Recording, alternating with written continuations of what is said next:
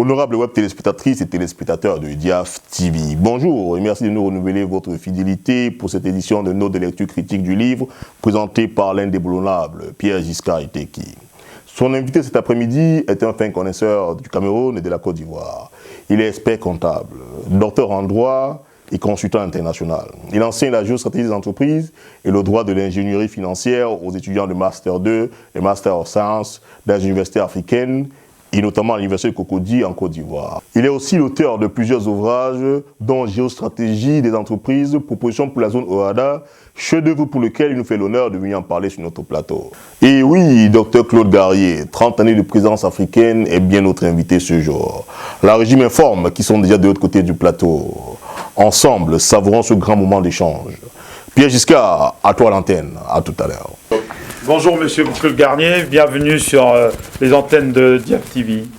Très heureux de vous rencontrer, Monsieur Itéki, et j'espère que cet entretien intéressera nos spectateurs. Eh bien, prenez place alors.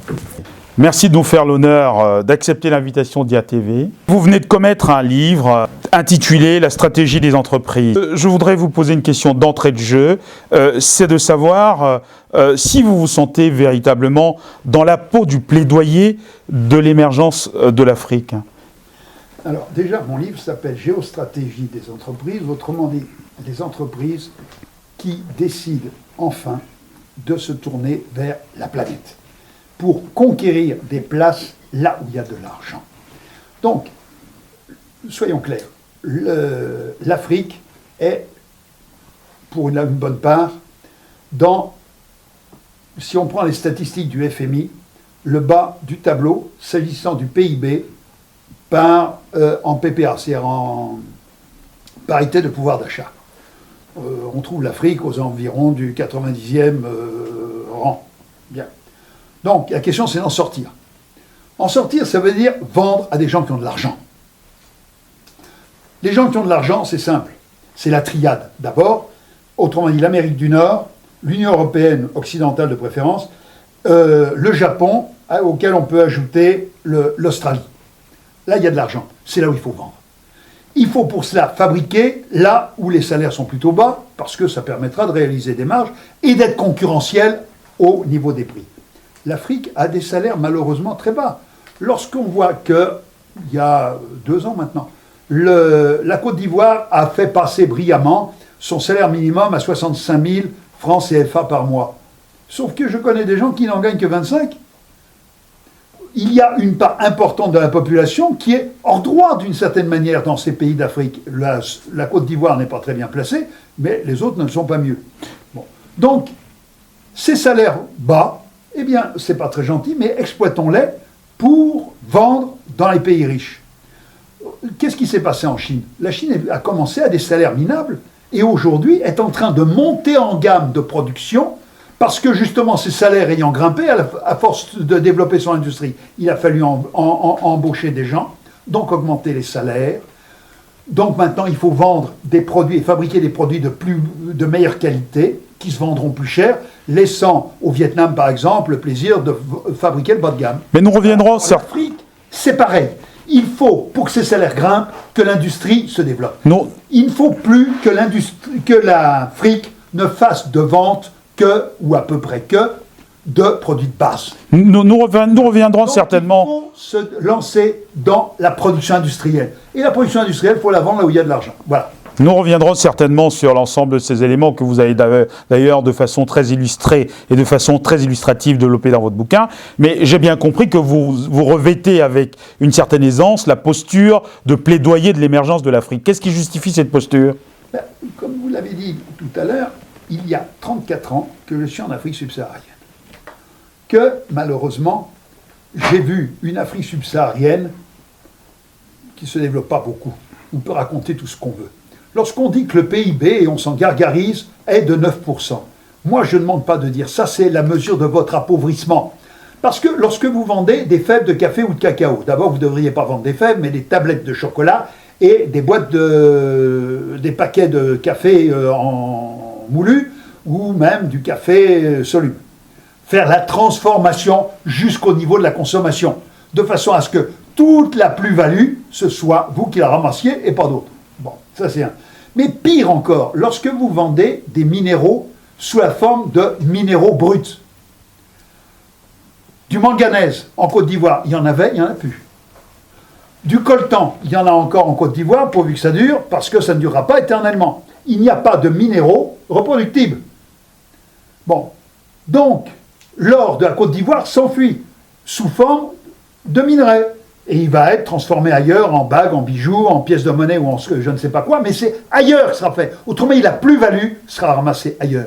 Non, ça, c'est pas du boulot. Il faut une industrie de transformation qui descend le plus bas possible dans le processus de fabrication, jusque, autant que possible, au niveau le plus bas, c'est au niveau de la consommation.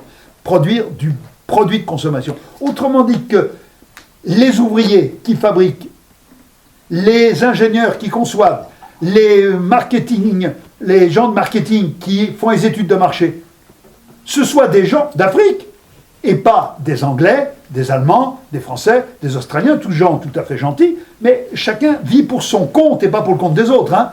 Le but des Africains, c'est de se développer. Eux, c'est se développer. C'est pas de vendre de plus en plus de pétrole, jusqu'à ce qu'il n'en reste plus. Prenons un exemple. En 2000, mais nous allons peut-être revenir là-dessus, mais votre propos introductif m'inspire une question que j'ai envie de vous poser d'entrée de jeu. Qu'est-ce qui a inspiré la rédaction de votre livre? Quel est son intérêt pédagogique et à qui s'adresse-t-il, in fine? J'ai une clientèle de base, si on peut dire, d'abord, tout particulièrement, d'étudiants pour lesquels j'ai inventé, en Côte d'Ivoire, le cours de géostratégie des entreprises. On m'a confié par ailleurs, et ça c'est dans ce que les Ivoiriens appellent une grande école, donc une école d'ingénieurs, on m'a confié à l'université le cours de droit de l'ingénierie financière.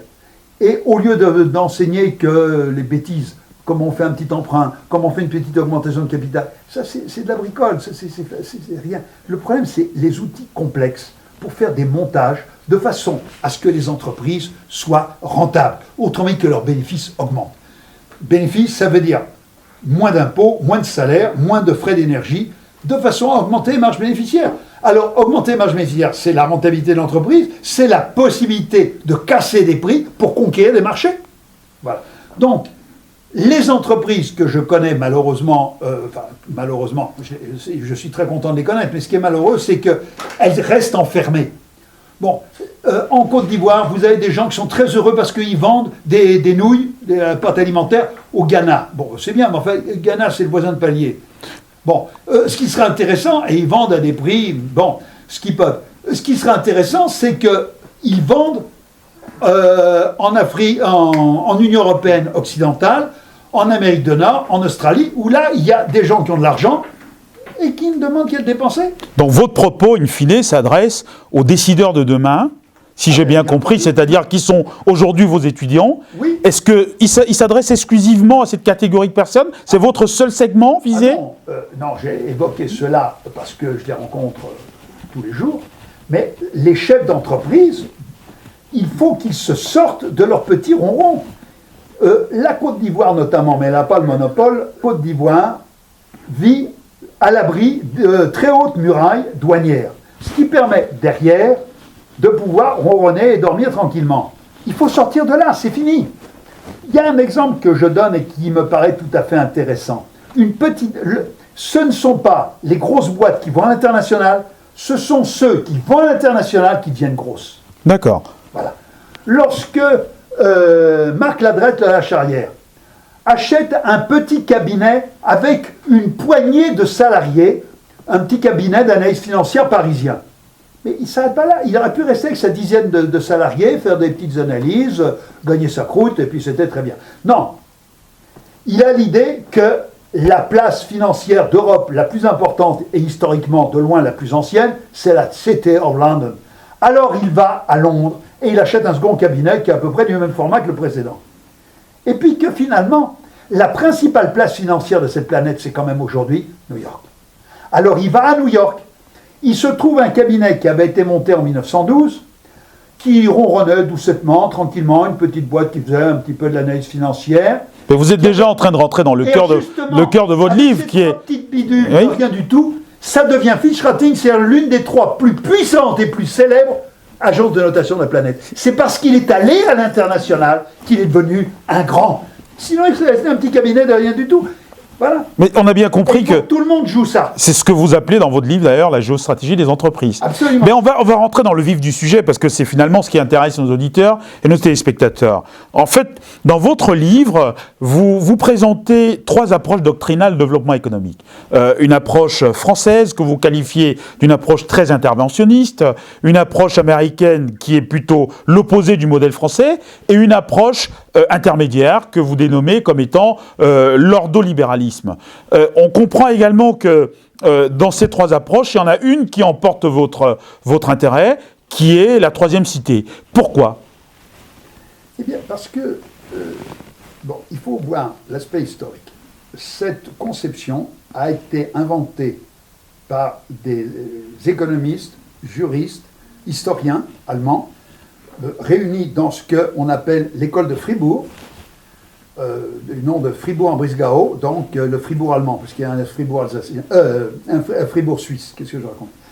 Voilà. Alors, ces gens-là, travaillant à partir des années 1930, ont conçu une certaine façon mais l'ont conçu à l'époque de façon théorique, une certaine façon de concevoir l'économie. Et cette façon de concevoir l'économie a été effectivement mise en œuvre à partir de 1948 par Ludwig Erhard, alors que l'Allemagne était encore aplatie pour avoir été écrabouillée sous les bombes américaines, britanniques et soviétiques. Bon. Cette conception a permis, non pas un miracle, mais le redressement économique de l'Allemagne, qui aujourd'hui se trouve être le 3e exportateur mondial, le 4e par PIB en PPA, en parité de pouvoir d'achat. Donc, partant de zéro, elle est devenue ça. Je considère que des pays d'Afrique, qui sont économiquement, pour des raisons diverses et différentes, bien entendu, ils n'ont pas pris les bons, Dieu merci, à un niveau très bas, sinon zéro, mais très bas, justement de grimper et réellement un jour d'émerger. Quand je dis émerger, c'est revenir à égalité avec le Brésil, la Russie, l'Inde, la Chine. Mais le modèle français que vous fustigez tant, il a d'antan créé de la richesse. On a connu la France comme une grande puissance industrielle économique, au travers même de son modèle très interventionniste, non ? Alors, vous avez connu aussi un autre modèle qui était en réalité très proche du système français, qui était le système soviétique.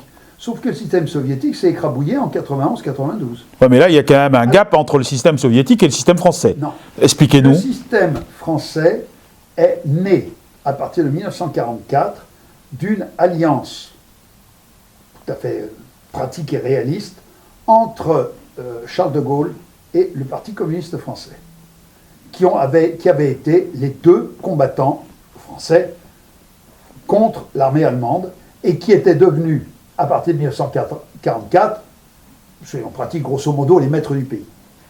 Grosso modo. Bon. D'où l'invention du commissariat général au plan. On planifiait, du moins on prétendait planifier la France comme était planifiée l'Union soviétique. Le Gosplan était bel et bien soviétique. Il y a eu un Gosplan et il y avait un commissariat général au plan. Exactement la même chose.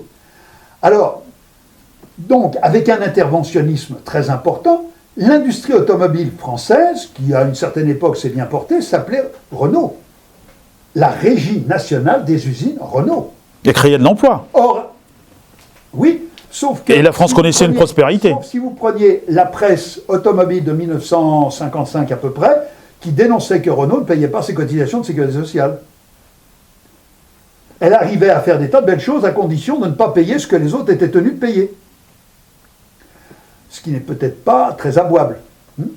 Bon, alors, donc, le système français a eu une époque... Alors, à ce point de vue-là, si vous voulez, j'ai un très bon ami qui est ingénieur agronome, qui s'appelle Ouattara Bambala Philippe, qui est en train de préparer un livre dans lequel il essaye d'expliquer que pour passer de la 92e position, ce qui est à peu près celle de la Côte d'Ivoire, à la 50e position, il faut une certaine forme de socialisme, pratiquement. Mais attention, une certaine forme, et là on pourra y revenir. Au-delà de la 50e, peut-être au-delà de la 30e, là c'est fini. c'est un tout autre mode qu'il faut que je décris. Qu'il y aurait donc besoin d'une espèce de transition. Et ça, c'est le point de vue donc de M. Ouattara Bambala Philippe. On verra ce que donnera son livre dans 1 an à peu près quand il l'aura terminé.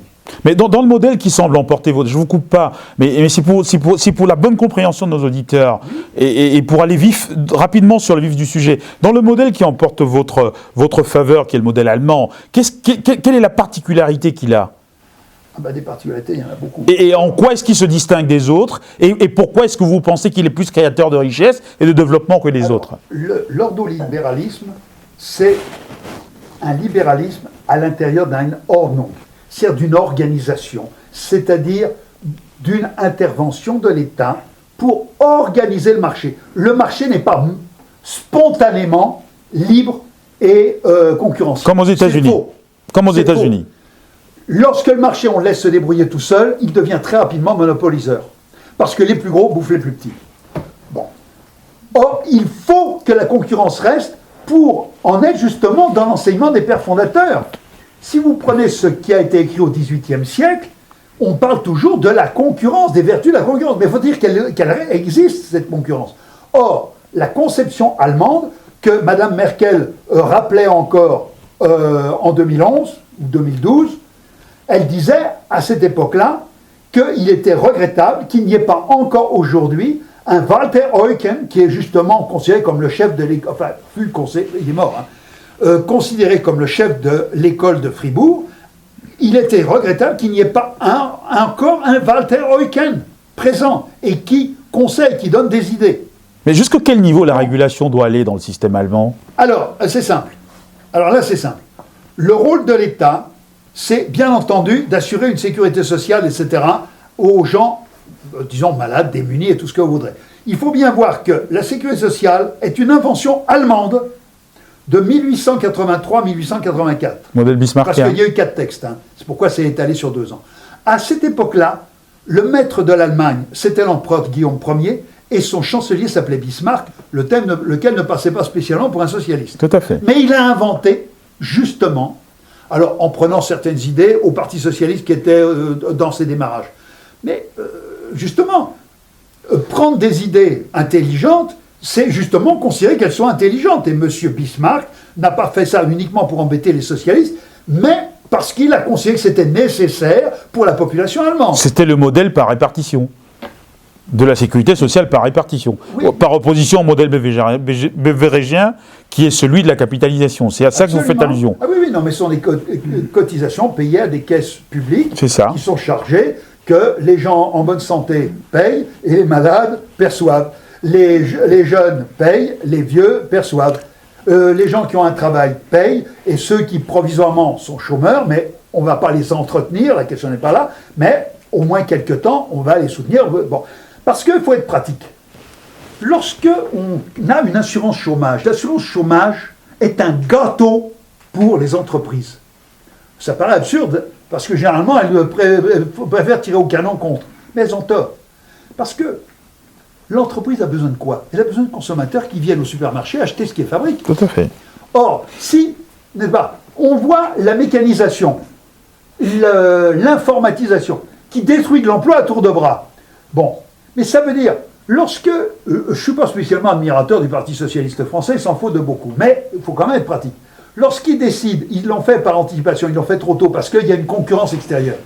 Mais dans le long terme, viendra un moment, en travaillant 1 heure par semaine, on aura droit à une paye normale, pour manger tous les jours, pour avoir une jolie maison, une jolie voiture, et le reste avec.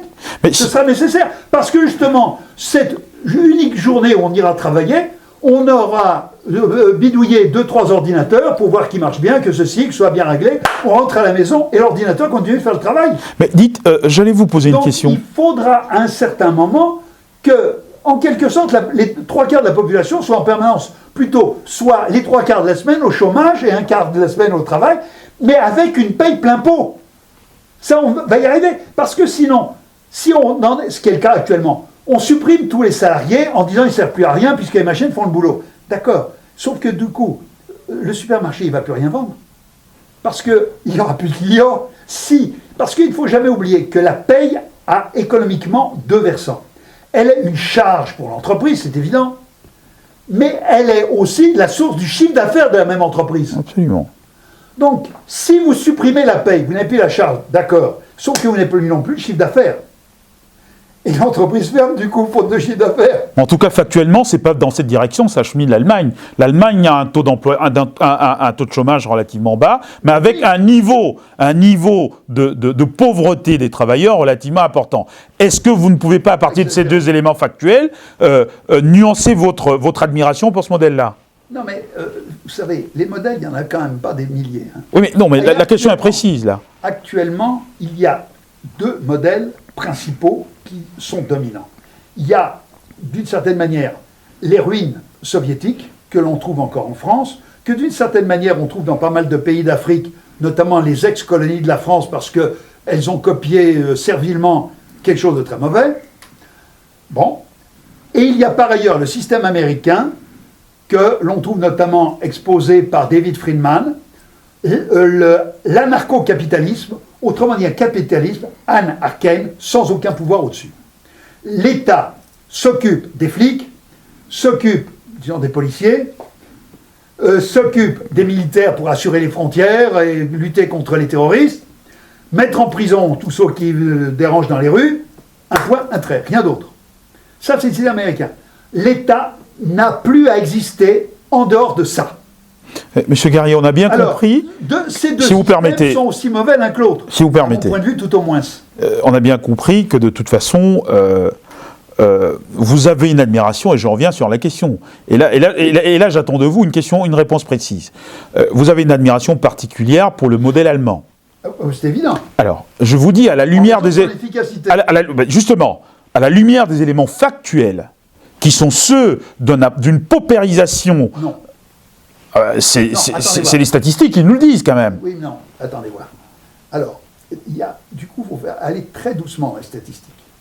Lorsqu'on vous dit le seuil de pauvreté en Afrique est celui défini par la Banque mondiale, $1 par jour.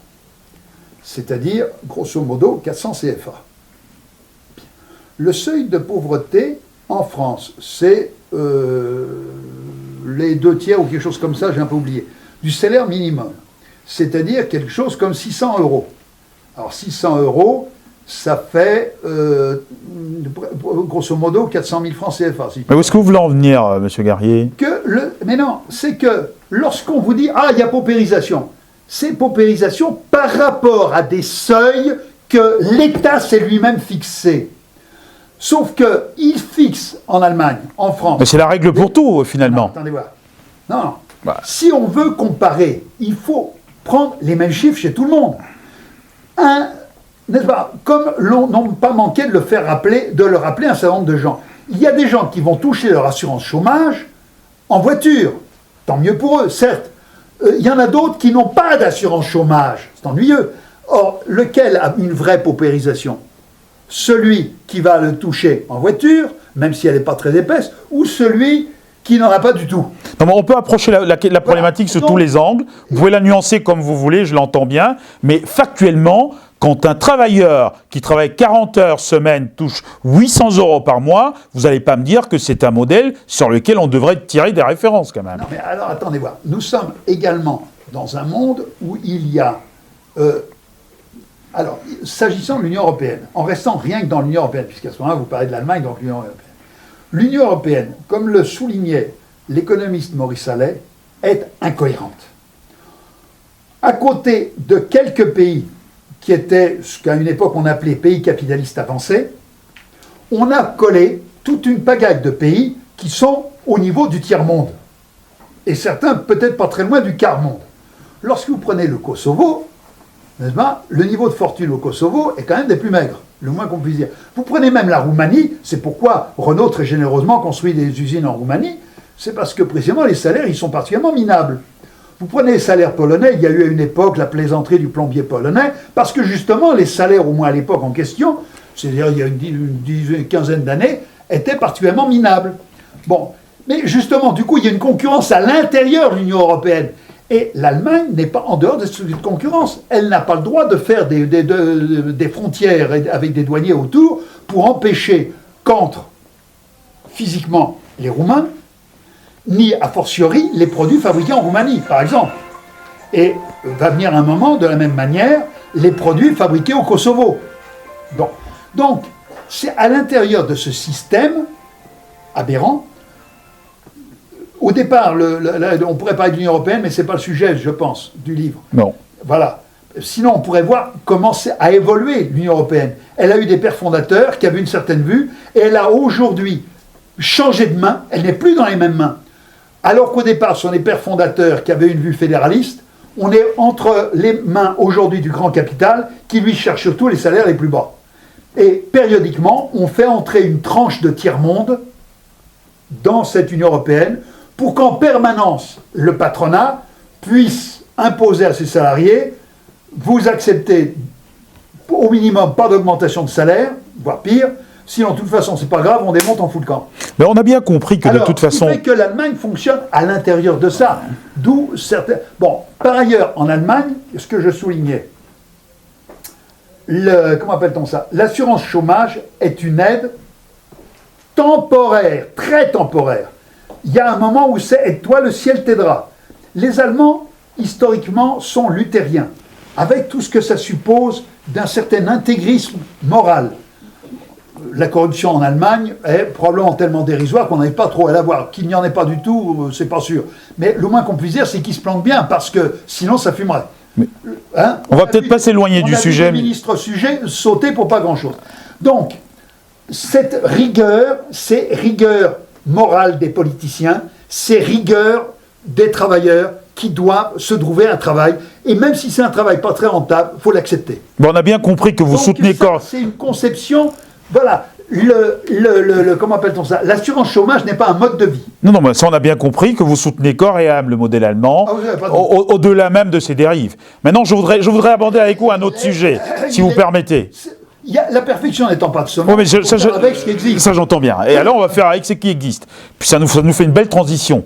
Vous avez dans votre livre considéré que l'émergence économique était un must pour tous les États. Ah oui. D'ailleurs. Et vous avez posé dans votre livre une série de préalables indispensables à l'émergence économique. Ah bah oui. Est-ce que vous pouvez revenir là-dessus de façon véritablement succincte, sans...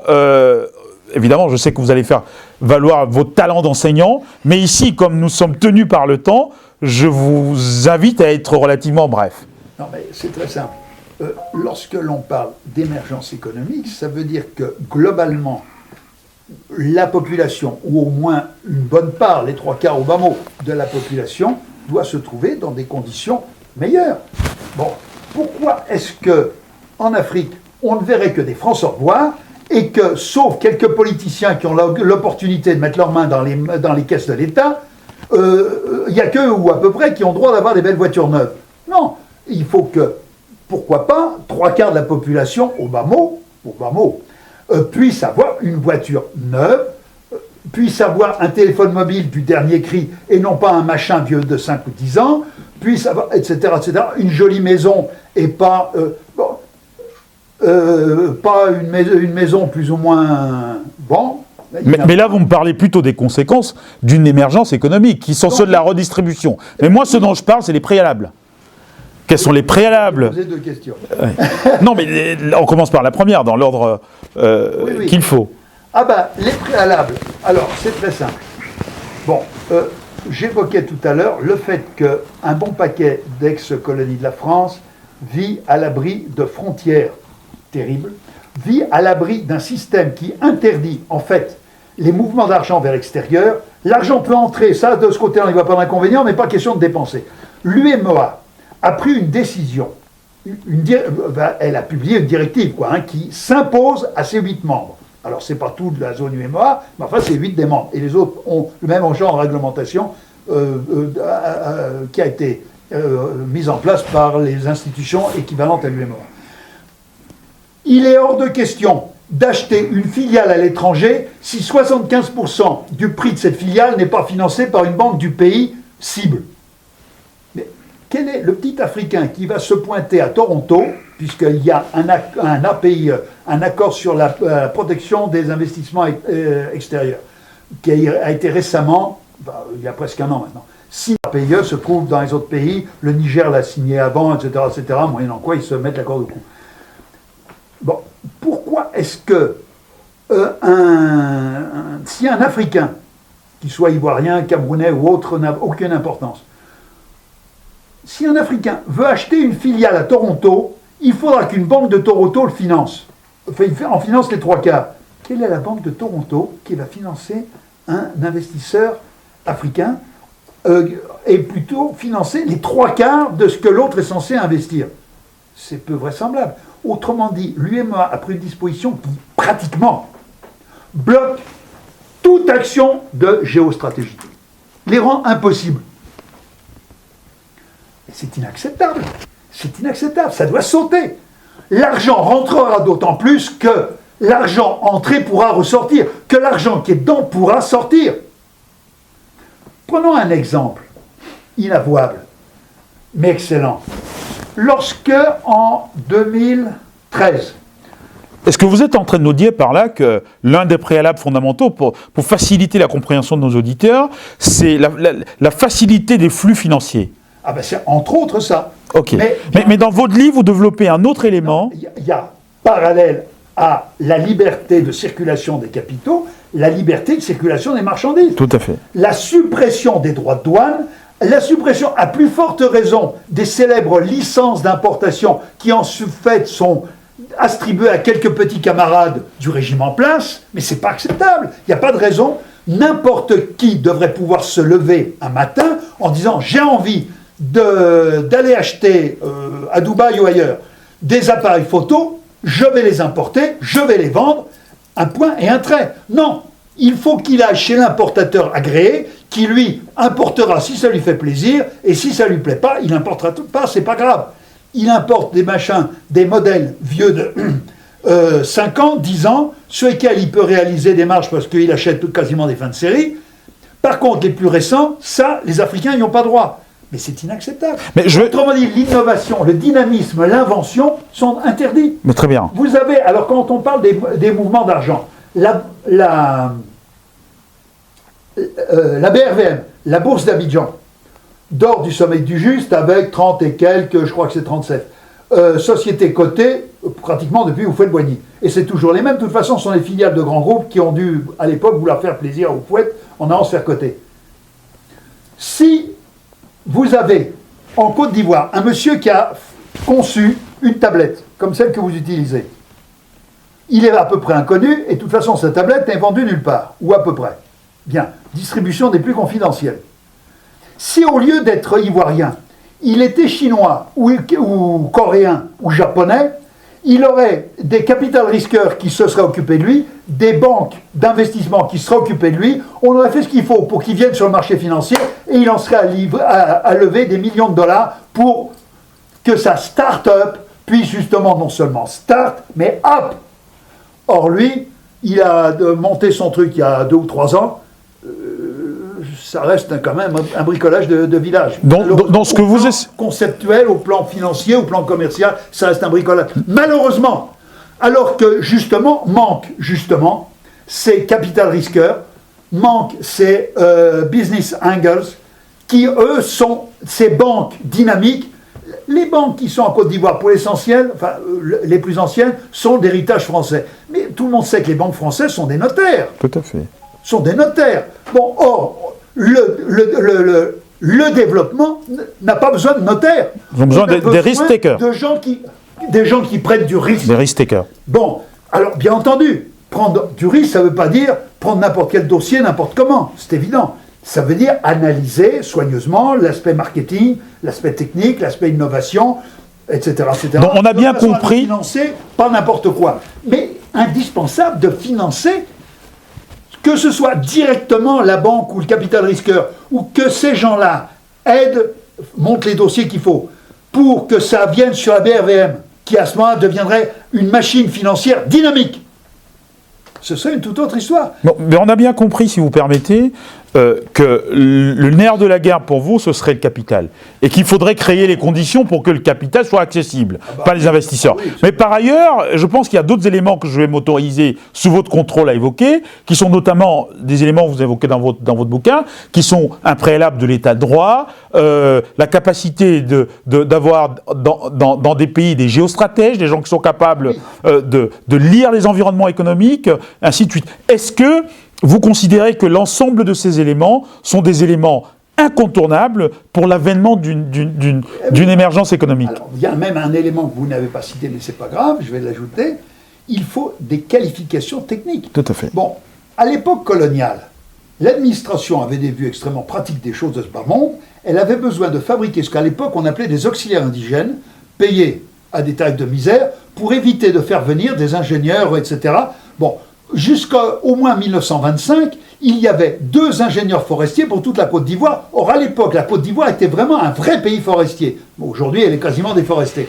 Mais à l'époque, c'était un vrai pays forestier. La zone de forêt, c'était des vraies forêts. Il y avait 2 ingénieurs. Tout le reste, c'était des auxiliaires indigènes. Donc, des bureaucrates, alors il y avait l'interprète, il y avait le secrétaire, il y avait les gardes indigènes là, qui allaient... bon. Tous ces gens-là, en apprenant à lire et à écrire, ils faisaient l'affaire. La question n'était pas de leur enseigner le tournage, le fraisage, l'ajustage, la soudure, etc. Ça, c'était hors de question. Sauf que si on veut créer une industrie, il faut nécessairement former les ouvriers indispensables pour cette industrie. D'accord. Or, former un fraiseur, par exemple, ça suppose d'avoir une fraiseuse. Mais j'anticipe. Or, ça veut dire qu'une fraiseuse, c'est au bas mot une 50aine de millions. Si vous voulez avoir une classe de 30 élèves, ça fera au minimum 15 fraiseuses, 2 élèves par machine. Alors, 15 multiplié par 50 millions, vous voyez un petit peu ce que ça représente. Tout à fait. Mais j'anticipe sur votre réflexion. Paprassier, le comptable, ces machins-là, bon, avec un tableau blanc maintenant, avec quelques crayons feutres, l'affaire est réglée. Tout à fait. Ça n'a rien à voir. Mais j'anticipe sur votre réflexion. Vous vous posez une question, et j'ose espérer que vous avez apporté une réponse assez succincte. Mais est-ce que c'est pour cette raison, par exemple, que l'Afrique ne bénéficie pas de suffisamment de délocalisation aujourd'hui, alors que la main-d'œuvre est aussi moins chère? Alors, la main-d'œuvre, ce que j'évoquais tout à l'heure, est non seulement il y a le tarif légal qui est de 65 000 francs, mais pratiquement, malheureusement, en vrai, il y a plein de gens qui vivent en dessous. Bon, vous avez un très gros secteur informel, mais secteur informel, c'est beaucoup des gens, soit, alors, que là-bas on appelle artisans, mais que n'importe où ailleurs on appellerait des bricoleurs, avec une paire de pinces et un marteau, ils ont à peu près tout l'outillage pour tout faire reconstruire le monde. Sauf qu'ils ne vont pas bien loin avec ça. Hein. Bon, et puis après ça, il y a les dames qui font braiser des bananes sur le bord du trottoir ou qui grillent des arachides. C'est du bricolage tout ça, malheureusement. Bon, alors, comme le soulignait M. Camdessus, quand il était directeur général du FMI, bon, le secteur informel permet de la lutte contre la pauvreté. Très bien. Mais on ne va pas passer sa vie à lutter contre la pauvreté. Il faudrait passer au stade supérieur, c'est-à-dire fabriquer les techniciens justifiant que des investisseurs industriels, que ce soit des investisseurs étrangers ou des investisseurs nationaux, mettent l'argent sur la table, embauchent des gens, achètent les machines et fabriquent des produits, pourquoi pas, nouveaux. Prenons un exemple que j'ai évoqué. On nous a beaucoup, et on continue, beaucoup de nous parler des drones tueurs.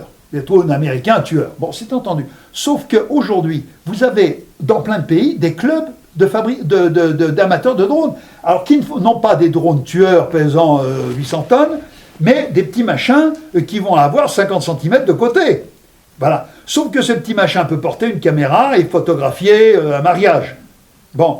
Peut survoler une plantation avec une caméra dedans qui va vous renvoyer vers votre ordinateur, vers l'écran de votre ordinateur, l'état de votre plantation après une pluie particulièrement violente qui fait que quelques bananiers sont tombés, etc.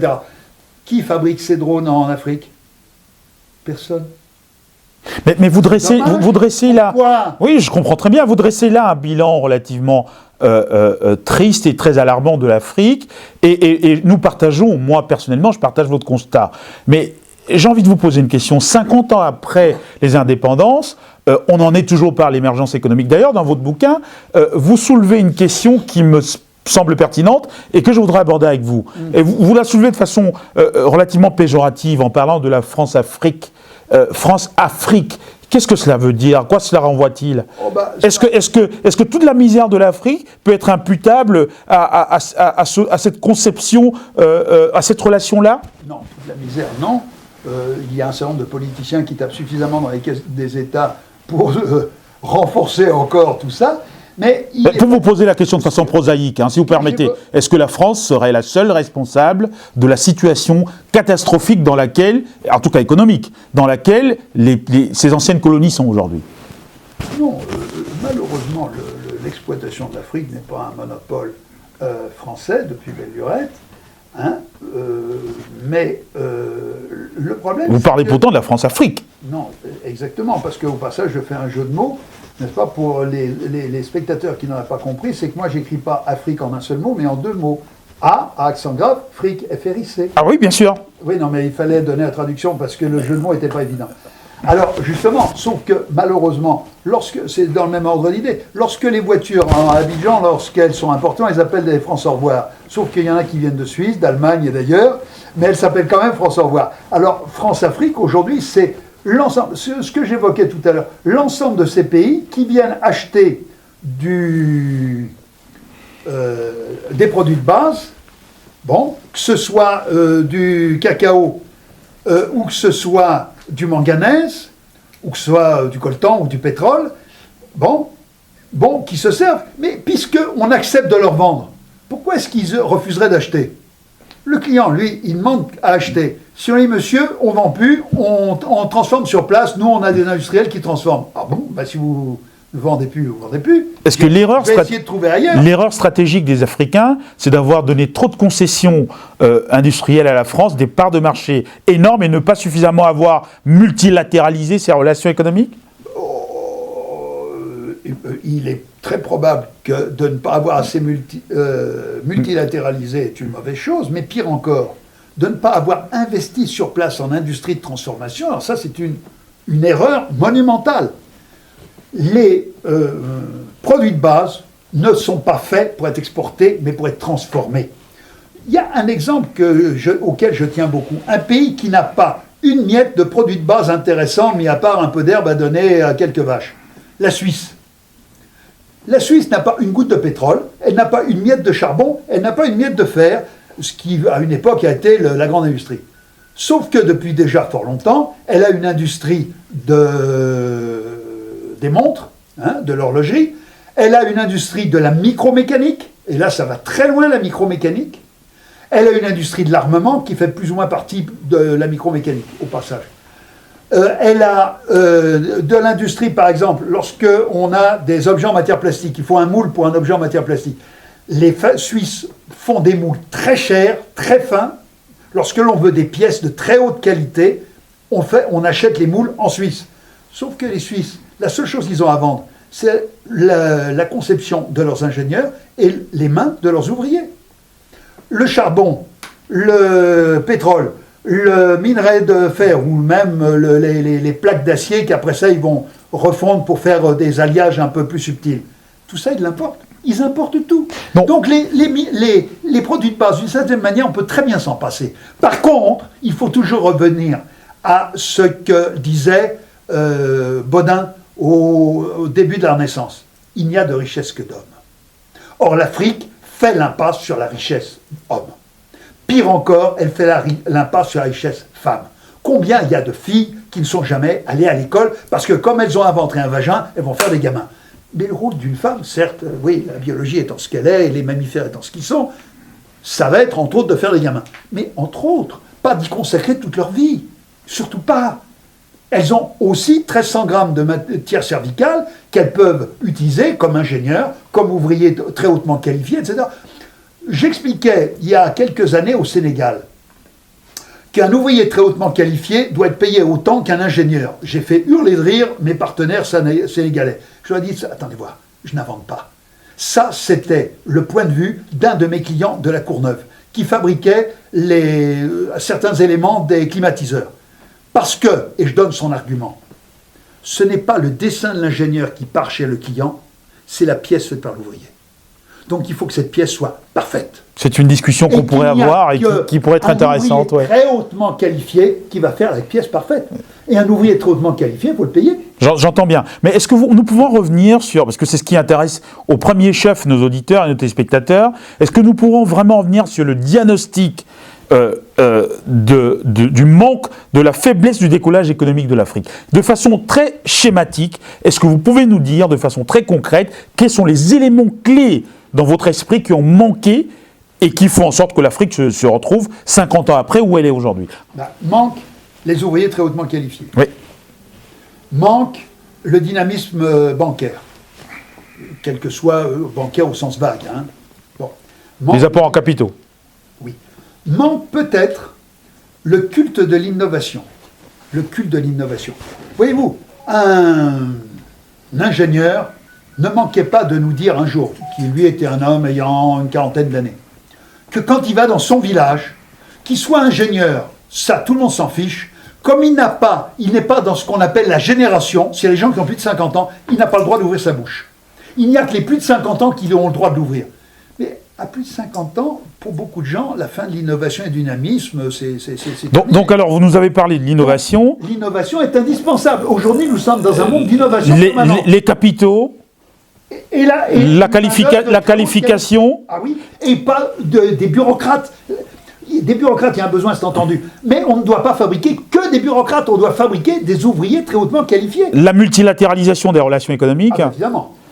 C'est l'ouverture. À partir du moment où on ouvre, tout le monde vient, hein, et l'espace que le meilleur gagne. Et l'état de droit, où est-ce que vous mettez ça?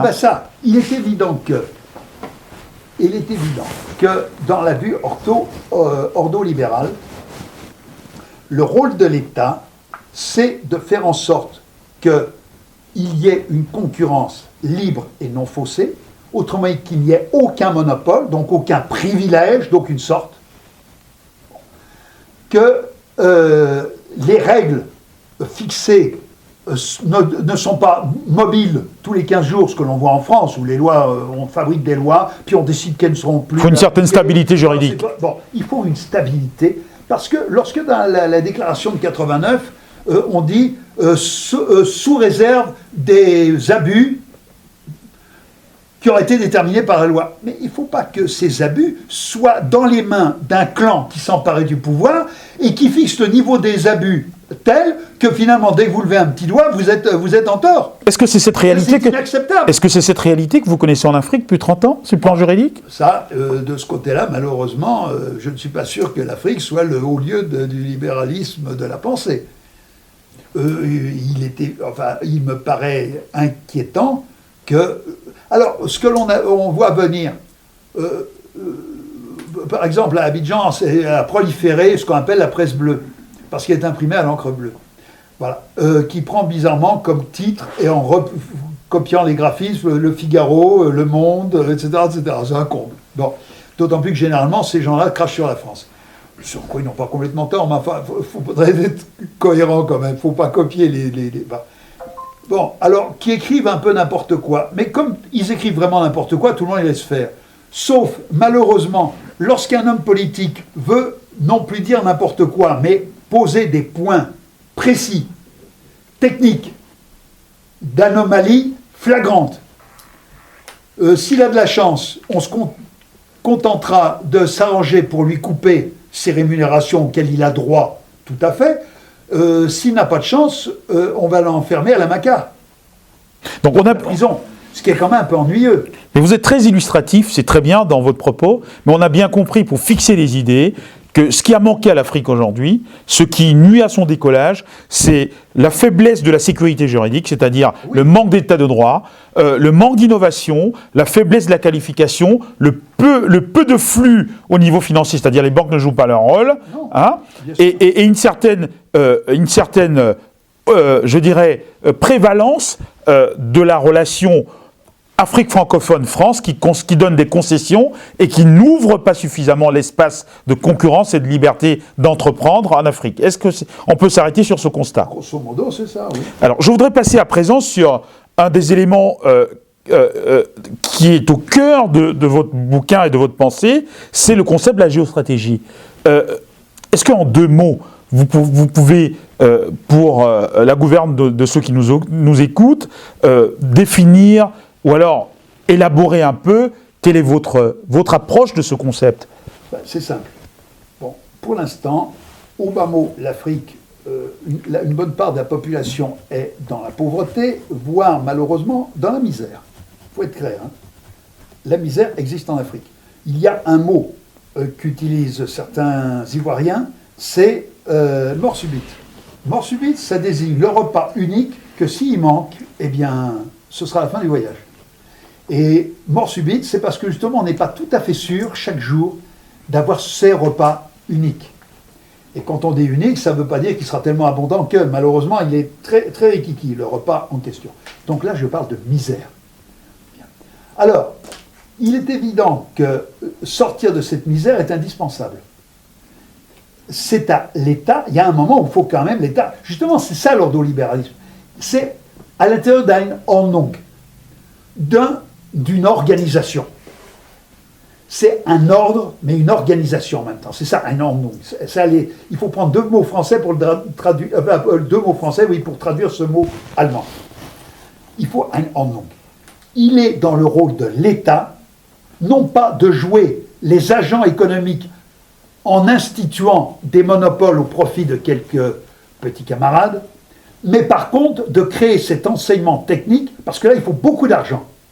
Et on peut imaginer que là, pour une fois, la coopération internationale, qu'elle soit américaine, française ou autre, ou allemande, interviendrait pour financer les achats de fraiseuses, par exemple, nécessaires pour former des fraiseurs réellement compétents. Voilà. Mais également, il faut aussi que on tienne compte de ce qu'en Afrique, on a un élément positif très riche qu'on a grand soin de ne pas utiliser, le soleil. Pourquoi est-ce que le premier producteur d'énergie durable, c'est-à-dire d'énergie qui ne repose pas sur une matière première fossile, c'est l'Allemagne, qui est au 50e parallèle. Pourquoi la Côte d'Ivoire, le Sénégal, qui sont entre le 4e et le 6e parallèle, grosso modo, donc avec un soleil qui fait dire tout le temps « Ah, il fait chaud ». Mais oui, il fait chaud, mais cette chaleur, on pourrait peut-être l'utiliser, non? Pourquoi est-ce qu'il n'y a pas sur chaque maison, comme en Grèce, qui elle n'est qu'au 30e parallèle, pourquoi est-ce que sur chaque maison, il n'y a pas un chauffe-eau? Pourquoi un chauffe-eau solaire? Le chauffe-eau solaire chauffe à 70 degrés. Il ne faut pas mettre le doigt sous le robinet, parce que là, on aura une cloque. Ça brûle, hein? Bien. Donc, pourquoi est-ce qu'il n'y a pas de chauffe-eau solaire sur les maisons? Pourquoi est-ce qu'il n'y a pas des soudeurs spécialisés pour souder l'acier inoxydable, donc avec des techniques qu'on appelle Tigemi, capables de fabriquer ces chauffe-eau solaires? Pourquoi est-ce qu'on n'a pas ces gens-là? Il y a des gens que ça dérange que ces choses-là apparaissent. Ils préfèrent que l'on chauffe l'eau au gaz parce qu'eux vendent du gaz. Mais si je peux revenir, si vous permettez, sur ma question, la question que je vous ai posée tantôt, le concept de géostratégie, est-ce que vous pouvez nous définir ce que vous entendez par géostratégie et pourquoi est-ce que vous l'avez accolé à l'entreprise? Alors, c'est simple. Parce que dans la mesure où on a en face de soi le gros de la clientèle, le gros en volume, la clientèle est pauvre, voire misérable.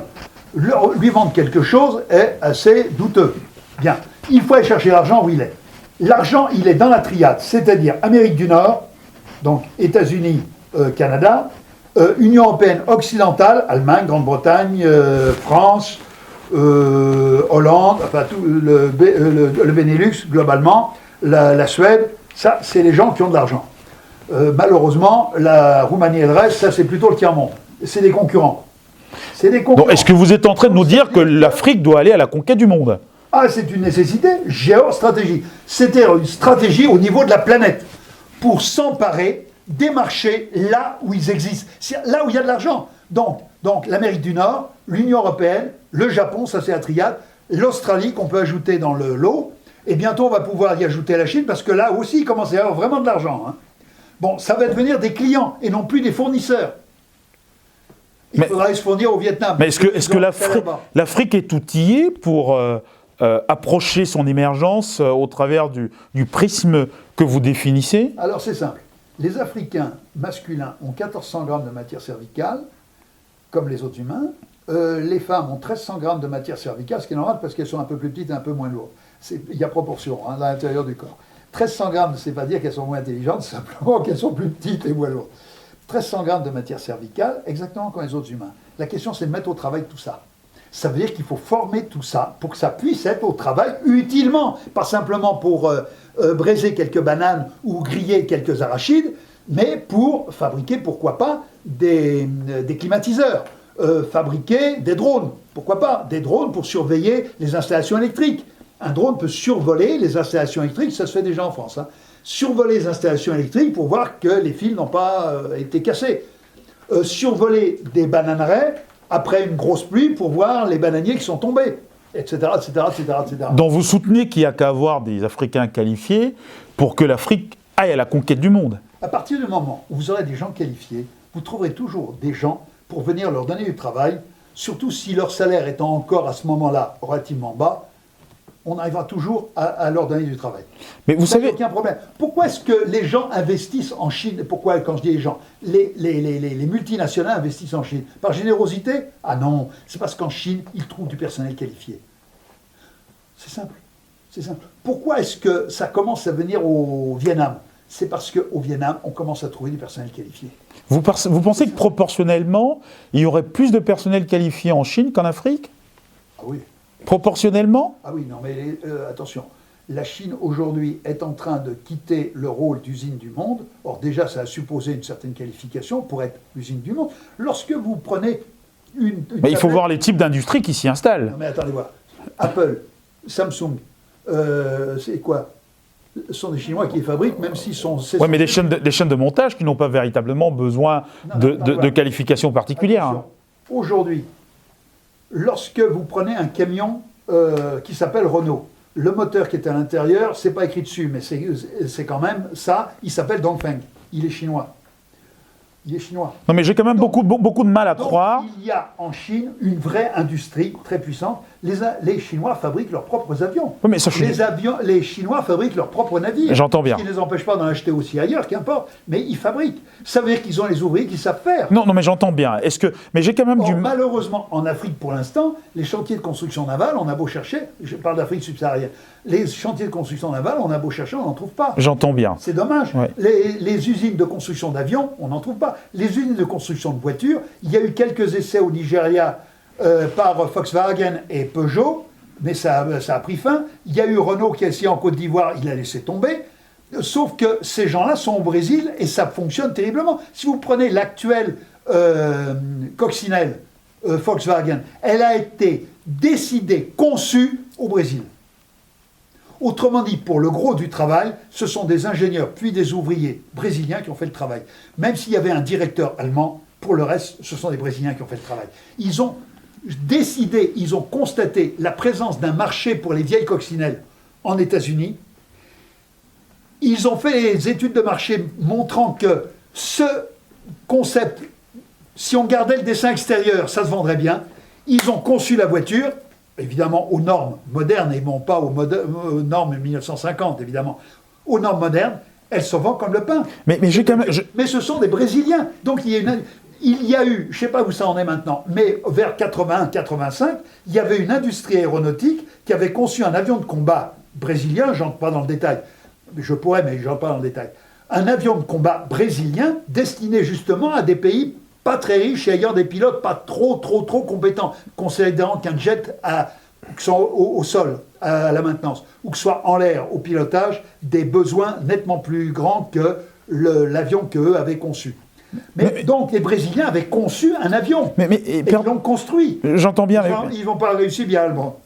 Mais ça, c'est une autre histoire. Permettez-moi, j'ai quand même du mal à m'imaginer qu'il suffirait que l'Afrique et les Africains soient qualifiés pour que tout d'un coup, ils puissent aller à la conquête du monde. D'ailleurs, vous-même, vous dites, dans votre livre, vous dites, pour que l'émergence de l'Afrique se fasse, il faut attirer les capitaux.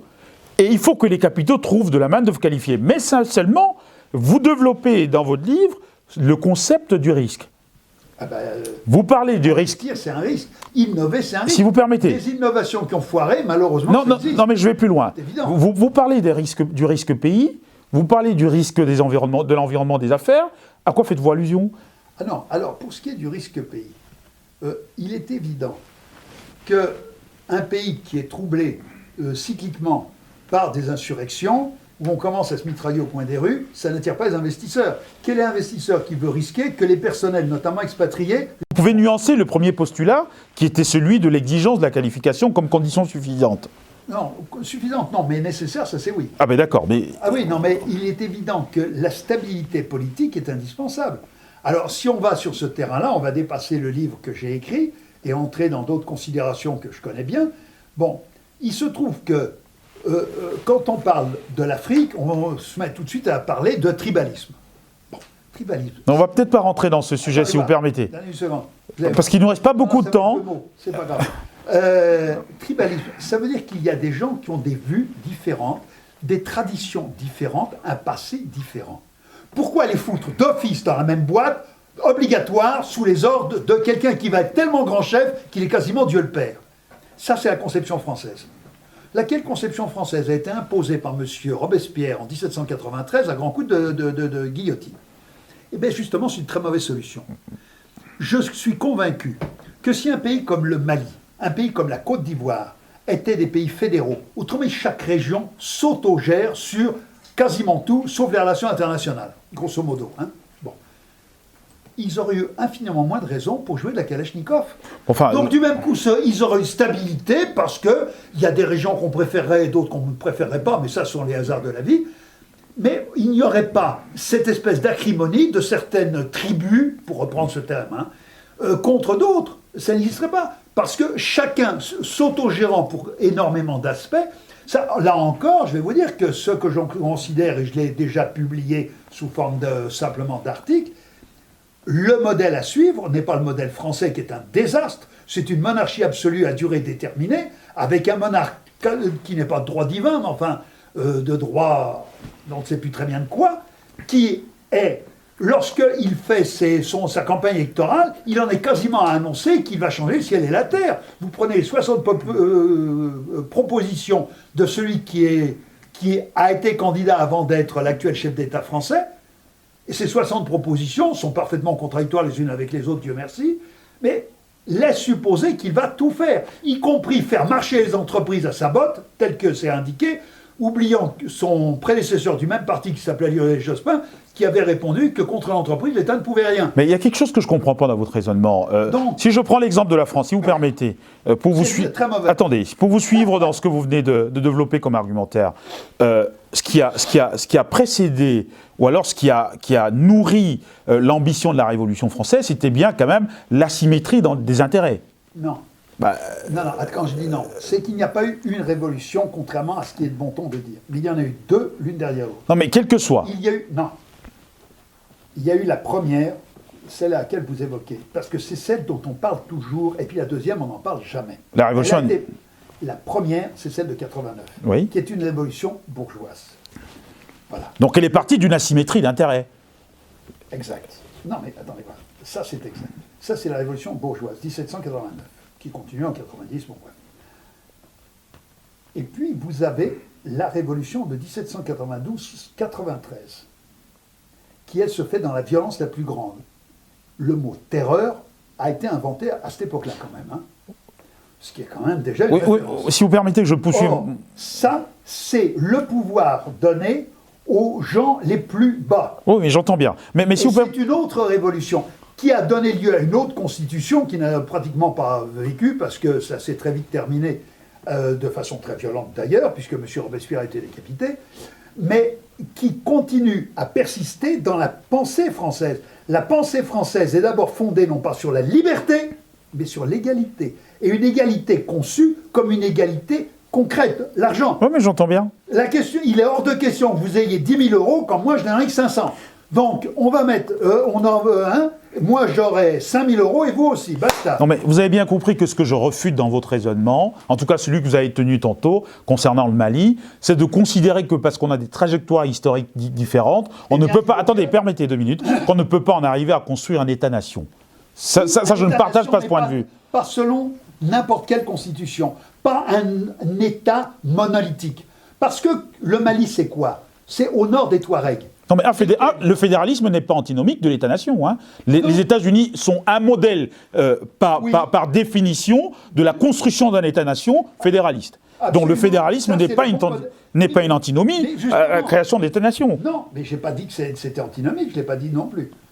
Mais le modèle fédéral permet justement un État dans lequel chaque région va s'auto-gérer, ce que vous avez aux États-Unis. Hein.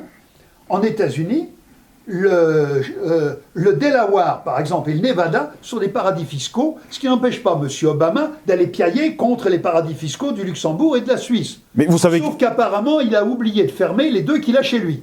Mais nous nous éloignons quand même... Il a prend soin de ne pas les fermer d'ailleurs. Parce que s'il commençait à s'attaquer aux paradis fiscaux Nevada et